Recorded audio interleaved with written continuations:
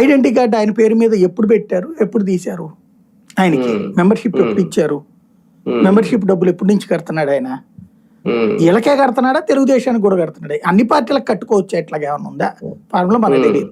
ఆ తర్వాత అదొకటి పెట్టారు, ఒకటి ఆయన 15 ఏళ్ల నుంచి ఉన్నాడు, అనేక మంది నాయకులు వెళ్ళిపోయినా 2024 ఎన్నికల్లో తోడున్నది ఈయనేనంట, అందరూ వదిలి వెళ్ళిపోయినా ఈయన ఉన్నారట.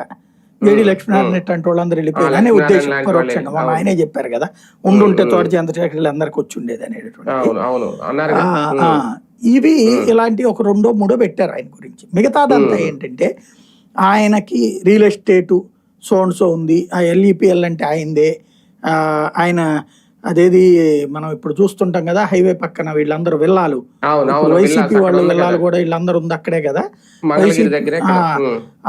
విల్లాలును ప్లస్ ఆ రోడ్డు పక్కన ఉన్న ఆ దీనిది కూడా అపార్ట్మెంట్లు ఉంటాయి కదా, హై రైజ్ బిల్డింగ్స్, అవన్నీ ఆయనేనట రియల్ ఎస్టేట్. ఇప్పుడే అవన్నీ చదివాక ఓహో ఈయన లింగమనేని గారేనా అయితే అనుకున్నా అనమాట.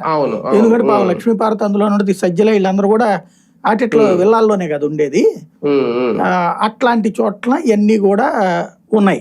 అంటే ఆయన రియల్ ఎస్టేట్ ఏం చేశారు, అలాగే ఆ రియల్ ఎస్టేట్ కోసం ఆయన దానం చేసినటువంటి ఆలయానికి భూమి, ఆ ఆలయం కట్టించిన తర్వాత ఆలయానికి భూమి ఇచ్చారు.